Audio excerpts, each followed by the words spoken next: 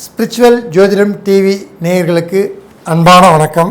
நெல்லை ஜோதிடர் அகிலன் அண்ணாதுரை. குரோதி ஆண்டு தமிழ் புத்தாண்டு பலன். இந்த ஆண்டு கிரக நிலவரங்களை பார்ப்போமா? மேசத்தில் குரு, மேசத்தில் சூரிய பகவான், மிதுனத்தில் சந்திரன், கன்னியில் கேது, லக்னம் விருச்சிக லக்னம், கும்பத்தில் சனி பகவான் செவ்வாய், மீனத்தில் சுக்கிரன், ராகு, புதன் வக்ரம், மேசத்தில் சூரியன் சஞ்சரிக்கிறார். இவ்வாண்டு சிறப்பு பலன்கள். குரு மே மாதம் 1ஆம் தேதி குரு ரிஷபத்துக்கு பயிற்சியாகிறார்.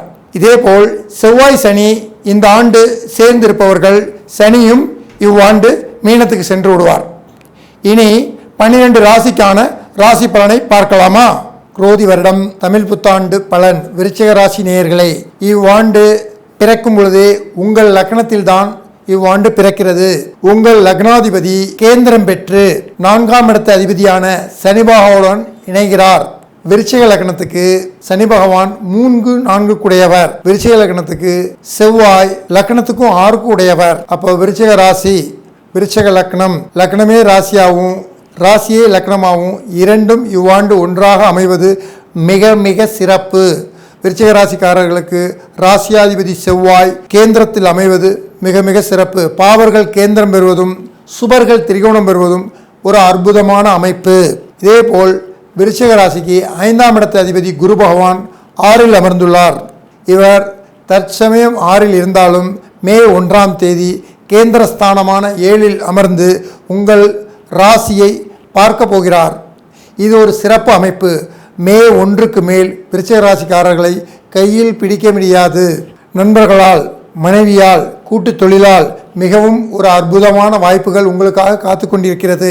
விருச்சிக ராசிக்கு 9ஆம் இடமான கடகம், இந்த 9ஆம் இடத்தை குரு பகவான் இந்த 9ஆம் இடத்துக்கு லாபஸ்தானத்தில் வந்து அமரப்போகிறார். அப்போ அது ஒரு சிறப்பான அமைப்பு.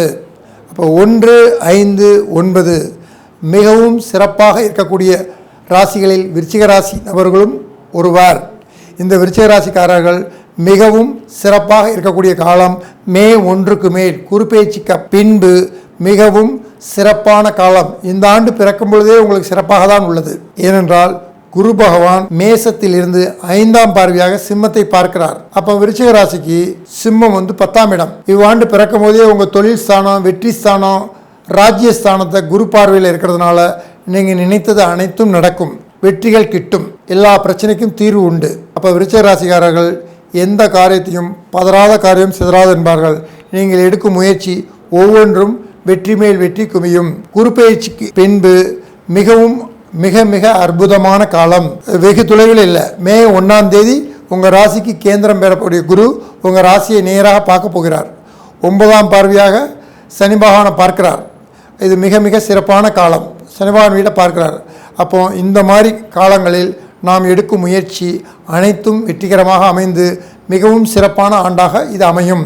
தமிழ் புத்தாண்டில் மிகவும் சிறப்பாக பலனை அனுபவிக்க போகக்கூடிய சிறப்பான ராசிகளில் நீங்களும் ஒருவர். விருச்சிக ராசி நேயர்கள், இவ்வாண்டு பிறக்கும் பொழுது செவ்வாய் சனி 4ஆம் இடத்தில் சேர்ந்திருப்பதால் வீடு சம்பந்தமான, இடம் சம்பந்தமான பட்ச அட்வான்ஸு திருப்பி வாங்கக்கூடிய தருவாயில் இருந்தால் கவலைப்படாமல் வாங்கி கொள்ளுங்கள்.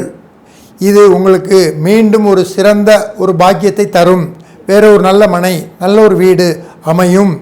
ஏனென்றால் செவ்வாய் சனி சேரும் போது நீங்கள் கொடுத்துருந்த பணம் அந்த இடம் வந்து ஒரு ராசி இல்லாத இடமாவோ இல்லை விருத்தி இல்லாத இடமாவோ இருந்து அது நமக்கு திருப்பி வரும்.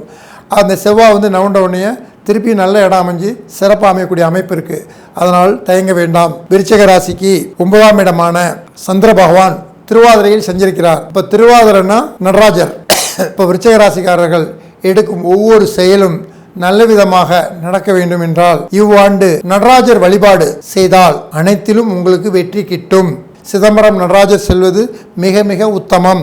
முடியாதவர்கள் பக்கத்தில் உள்ள நடராஜரை தரிசனம் செய்யலாம். விருச்சிக ராசிக்கு 9ஆம் இடத்தை, அதாவது எதுக்காக இந்த தெய்வத்தை கூறுகிறேன் என்றால் 9ஆம் இடத்து அதிபதி எந்த சாரம் வாங்கியிருக்கிறாரோ அந்த தெய்வம்தான் நமது அதிர்ஷ்ட தெய்வம்.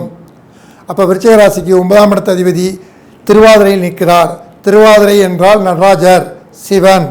அப்போ சிவன் கோயிலில் இருக்கிற எந்த நடராஜர்னாலும் சரி நீங்கள் வழிபாடு செய்து இவ்வாண்டை எந்த முயற்சி எடுத்தாலும் சரி வெற்றிகரமாக நடக்கும். இந்த குருப்பெயர்ச்சியினால் 100க்கு 100 மிகவும் நல்ல பலன்கள் அடையும் ராசிகளில் விருச்சிக ராசி அன்பர்களும் ஒருவர். அனைத்தும் உங்களை தேடி வரும்.